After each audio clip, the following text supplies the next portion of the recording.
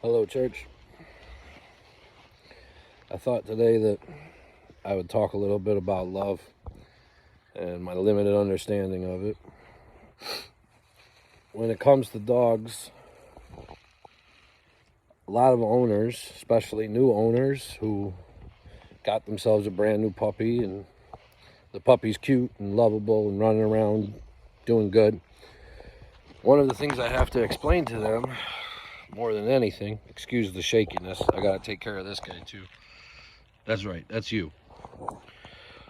One of the things that I have to explain to them that's the hardest for them to understand is that the amount of love you give to your dog does not equal or equate to how good they will do in the world. The amount of love that you give to your dog does not equal, here's a good example, love over leadership. Watch his posture. Tension. He's tense, very tense. Do you want to know why? There's some sheep over there. So there's some sheep over there. This is where I have to turn my love off and turn my leadership up. So instead of letting Dum Dum here go chase the sheep, that's right, we sit down. We sit when we are excited. That's correct, buddy. Good job. Now, if I was to just love him, what that equals is him running over there and chasing the sheep. Now, granted, he wants to do that. That's fun for him. Not so fun for the sheep, but fun for him. The sheep are also dumb, and they will egg him on and taunt him until he does it. Now, I could let him go chase them. Eventually, he'll catch one. And now we got a dead sheep and a dog who's learned to kill sheep. The idea behind this is no matter how much I love this big dummy, he won't just do things that are correct because I loved him.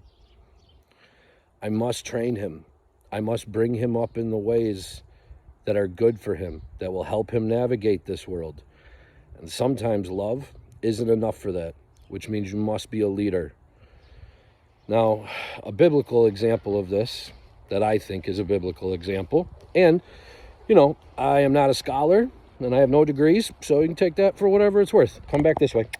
Good boy. Come with me.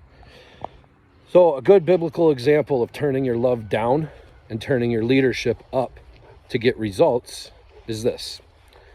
At one point, and I'm going to horribly quote this, Jesus is talking to a crowd of people, a large crowd, and he says something that's very divisive. He says, if you wish to follow me, you must hate your mother and your father and your brothers. This doesn't sound correct coming from the man who champions love and says, pray for your enemies, pray for those who persecute you. What we are missing is the context here.